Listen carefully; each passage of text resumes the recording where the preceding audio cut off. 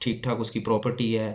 چاولوں کا کاروبار وہ کرتا ہے، مطلب سٹاک وغیرہ کرتا ہے، آلو کا مطلب سٹاک وغیرہ کرتا ہے، یہاں تک کہ بادام کا بھی سٹاک وہ کرتا ہے۔ نحمدہ و نصلی علی رسولہ الکریم،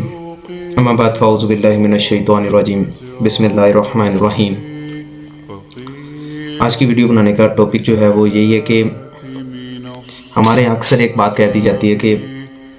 خسمانو کھاوے، اپنے کام سے تعلق رکھو، جس طرح کرتا ہے اس نے اپنی قبر میں لیٹنا ہے، میں نے اپنی قبر میں لیٹنا ہے۔ یہ جو فلسفہ ہمارے ہاں چل چکا ہے،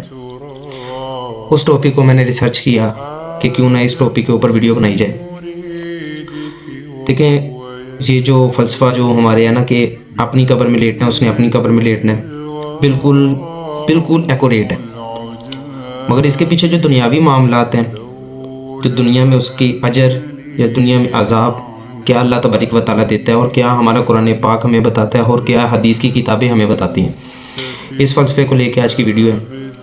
اور آپ سے گزارش ہے کہ اگر چینل کو سبسکرائب نہیں کیا تو لازمی سبسکرائب کریں، اور نئی سے نئی ویڈیو کے لیے بیل آئیکن کا بٹن لازمی پریس کر دیں۔ سب سے پہلے تو ہم حدیث کی طرف آتے ہیں،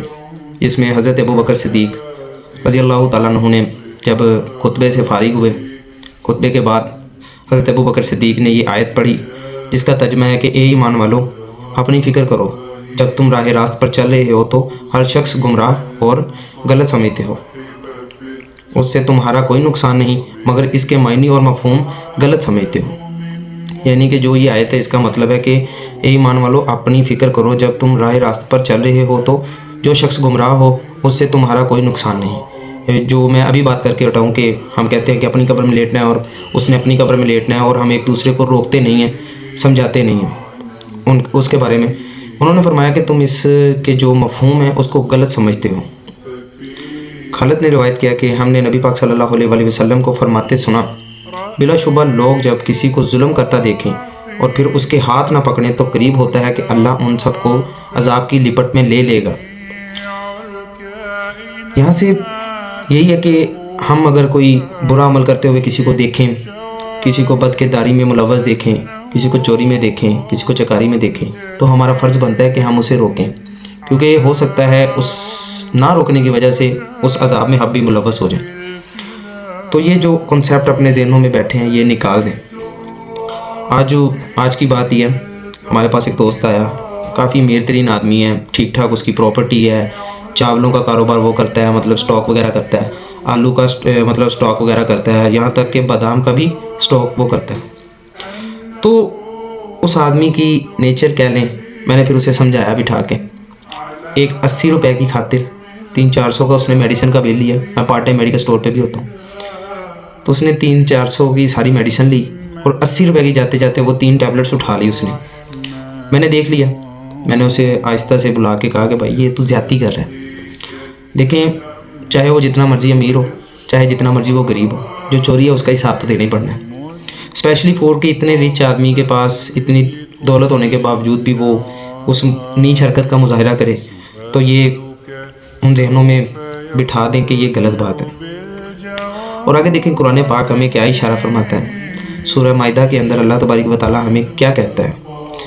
جس کا سورہ مائدہ کی 105 آیت نمبر، جس کا مفہوم ہے کہ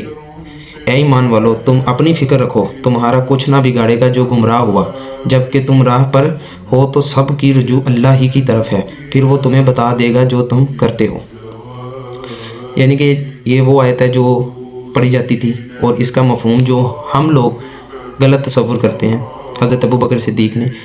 ہمیں بتلا دیا۔ تو آگے ان چیزوں کو اپنے ذہنوں میں سے نکال دیں، یہ کنسیپٹ ہمیشہ کے لیے نکال دیں کہ ہم جو اپنے ذہنوں میں بٹھا کے بالکل رکھا ہوا ہے کہ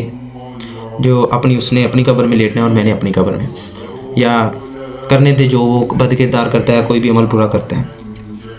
آگے حدیث کی طرف چلتے ہیں۔ نبی کریم صلی اللہ علیہ وسلم نے فرمایا، اللہ کی حدود پر قائم رہنے والے اور اس میں گھس جانے والے، یعنی خلاف کرنے والے کی مثال ایسے لوگوں کی سی ہے جنہوں نے ایک کشتی کے سلسلے میں کرا ڈالا، جس کے نتیجے میں بعض لوگوں کو کشتی کے اوپر کا حصہ ملا اور بعض کو نیچے کا۔ بس لوگوں کو کشتی کے اوپر کا حصہ ملا اور بعض کو نیچے والا۔ بس جو لوگ نیچے والے تھے انہیں دریا سے پانی لینے کے لیے اوپر والوں کے اوپر سے گزرنا پڑتا تھا، انہوں نے سوچا کہ کیوں نہ ہم اپنے ہی حصے میں ایک سوراخ کر لیں تاکہ اوپر والوں کو ہم تکلیف نہ دیں۔ اب اگر اوپر والے بھی نیچے والوں کو من مانی کرنے دیں گے تو کشتی والے تمام ہلاک ہو جائیں گے، اور اگر اوپر والے نیچے والوں کا ہاتھ پکڑ لیں تو یہ خود بھی بچیں گے اور ساری کشتی بھی بچ جائے گی۔ یعنی کہ یہاں سے ایک ہمیں بات سمجھائی گئی ہے